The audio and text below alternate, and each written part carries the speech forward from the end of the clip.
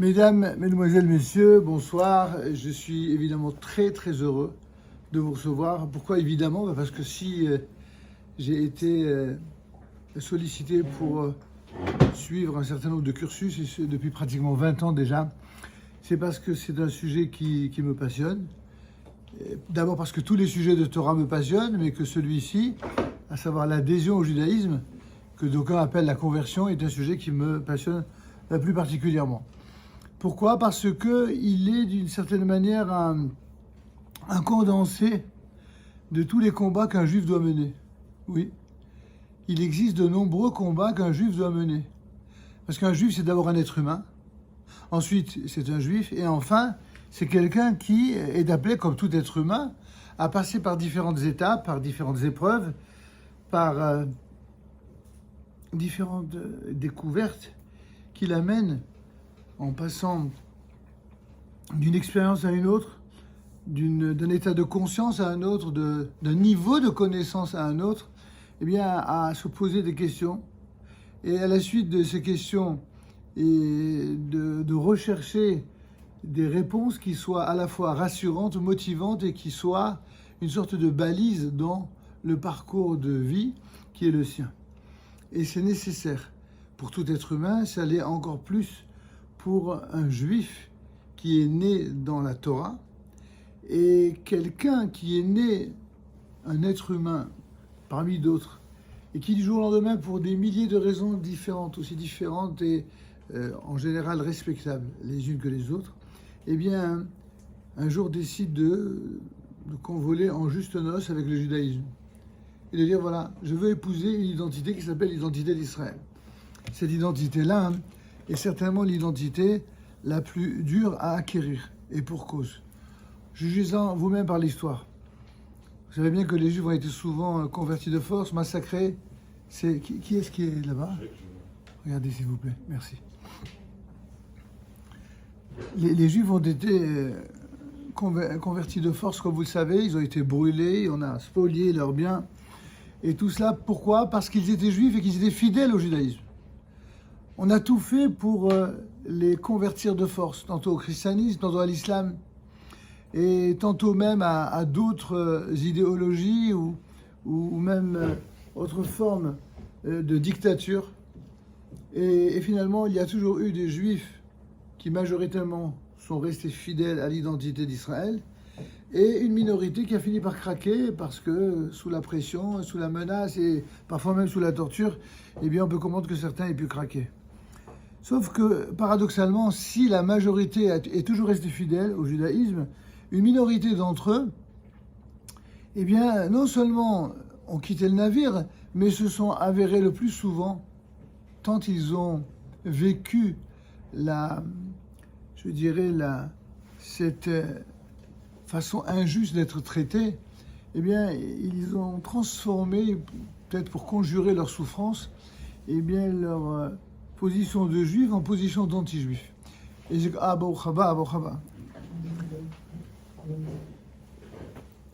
très heureux d'accueillir le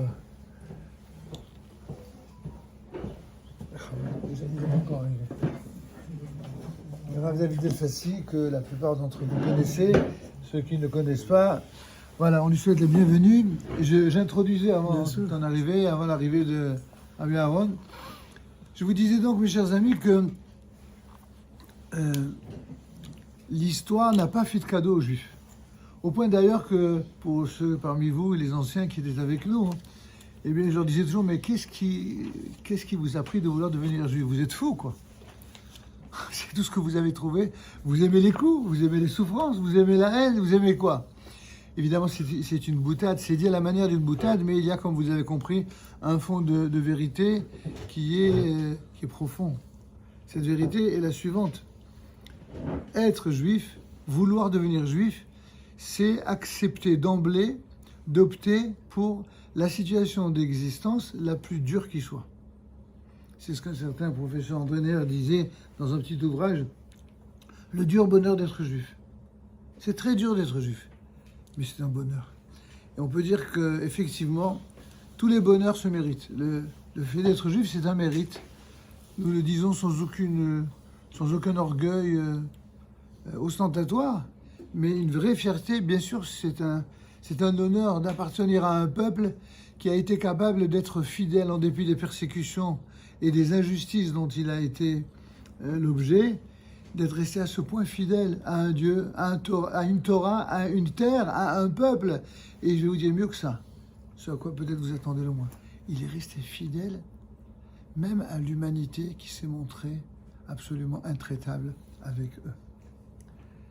Finalement, je dis souvent, avec ce que les Juifs ont vécu, c'est eux qui devraient casser des magasins, c'est eux qui devraient brûler des voitures de police, c'est eux qui devraient tout casser et éructer leur haine et présenter leur frustration. Or, alors je ne dis pas que les Juifs sont parfaits, loin de là, il y en a beaucoup qui ont de grandes teshouvot, puisqu'on est dans le mois de la teshuva, à réaliser, à célébrer.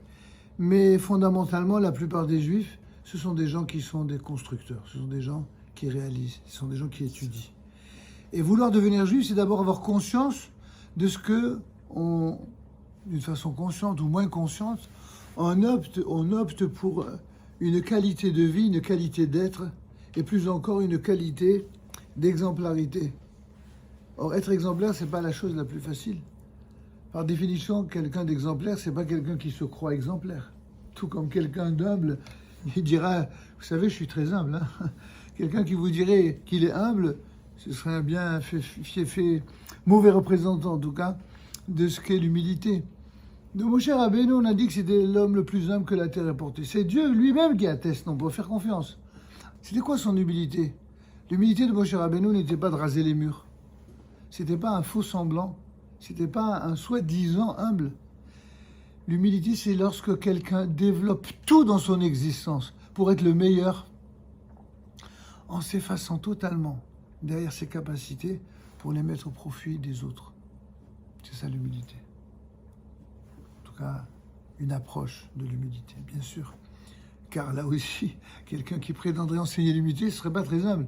Mais on a le droit d'étudier l'humilité, comme on a le devoir d'étudier toutes les choses que la Torah nous enseigne. Alors, mes chers amis, ce que je vais faire ce soir, c'est qu'une introduction, parce que vous êtes venus surtout pour entendre et le Rav Marciano, qui apparemment n'est pas encore là, et au Hashem, le Rav Elfassi, il arrive. Et le Rav Elfassi qui devait arriver plus tard, mais finalement il est arrivé.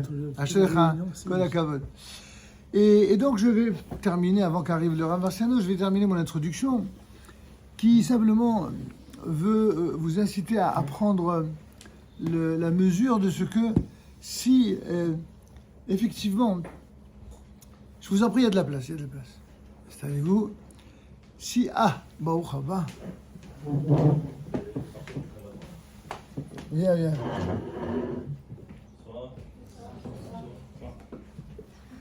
J'ai dit que des propos d'introduction en attendant vos venus. Finalement, c'est toi qui devais venir en premier, mais il est arrivé un petit peu avant toi. Mais il a bien fait. D'accord. Tu préfères te mettre là ou là? Allez. Alors là je termine juste mon introduction comme ça. D'abord, je voudrais dire à quel point je suis très, très heureux et très honoré. Je ne ferai pas le jeu de mots facile et peu élégant, je ne suis pas un saint honoré. Mais en tout cas, je suis très honoré d'avoir en notre Beth Midrash la présence de ces deux fleurons du judaïsme parisien et surtout les deux grands responsables de la Chambre des conversions du Bédine de Paris. Et enfin, ceux qui me connaissent savent que je suis toujours très franc. Donc n'allez pas croire que tout ce que je dis, c'est pour passer la pommade. Si je dis ça, c'est parce que je le pense. Je ne dirai pas ça de tous les rabbins, croyez-moi. Et vous avez ici des rabbinim qui se donnent corps et âme pour leur fonction. C'est-à-dire que ce soit dans les moments où il vous est agréable de les rencontrer, comme les moments où vous êtes un petit peu stressé, angoissé, parce que vous vous dites vous allez être jugé, jaugé, vous allez être, entre guillemets, épié dans vos faits et gestes, dans votre manière de vous habiller, de vous exprimer, etc., de savoir qui vous fréquentez. Derrière ces personnages-là, vous avez des personnages que je considère comme exemplaires de Obédine pour une raison simple. C'est parce qu'ils ont à la fois à être droits et intègres devant Dieu, devant les rabbins, devant les hommes et devant les candidats. Et c'est très très difficile d'être, comme je disais tout à l'heure, exemplaire. Je le disais à propos d'une personne qui décide de se convertir. Quand quelqu'un veut se convertir au judaïsme, s'il a pour référence les juifs qu'il a connus depuis son enfance, qui souvent sont certes des juifs sympathiques, parfois même des kiffeurs, c'est une expression très à la mode, mais qui ne sont pas toujours des références ni des modèles sur le plan religieux. Donc si c'est ça vos références, vous risquez de tomber de haut.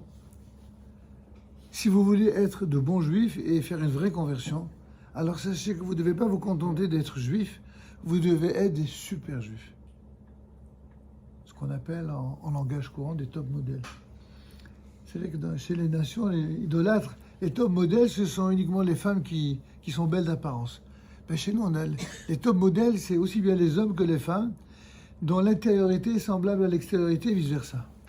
Et ça, c'est ce que vous êtes censé apprendre avec vos rabbinim, dans vos diverses communautés. Nous-mêmes, le monde, c'est ce que nous essayons de partager. Et la charge des rabbinim ici présents, qui vont parler beaucoup mieux que moi de leur travail, de leurs attentes dans vos engagements, dans vos études, dans votre comportement, eh bien, ce sont des personnes qui... Ils n'ont pas de répit. C'est du matin au soir. Le jour, la nuit, il y a tout le temps des problèmes à résoudre, des dossiers à régler, des susceptibilités à gérer, sans parler des frustrations, des interférences, des délations, toutes les choses sympathiques ou moins sympathiques qui existent et qu'il faut assumer. Eh bien, ils assument.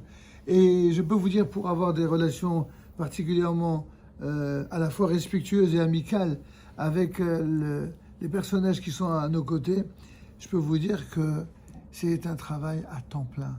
Il n'arrête jamais. Donc j'en profite, c'était bien sûr pour leur rendre hommage, mais c'est un message pour vous. Quand vous n'arrivez pas à joindre un des rabbinim, ce qui malgré tout est assez rare parce qu'on finit toujours par les joindre, surtout que la secrétaire, et il y en a eu beaucoup dans ce service, mais je peux vous dire que celle que vous avez aujourd'hui, c'est une perle rare. Mais pour Dieu sait, Madame Malka, pour ne pas la nommer, c'est une femme remarquable, de gentillesse et de dévouement. Et je pense qu'elle est une interface merveilleuse aussi bien vis-à-vis des rabbinim que vis-à-vis des candidats. Je ne veux pas être plus long. Je voulais juste vous dire, terminer par une bracha. Je disais tout à l'heure que être juif, c'est un dur bonheur. Et qu'un bonheur, ça se mérite. Il faut se battre pour cela. Il faut se battre, oui. Ceux ou celles qui ne sont pas encore mariés, un jour, vous allez vouloir vous marier. Grâce à Dieu, c'est ce qu'il faut.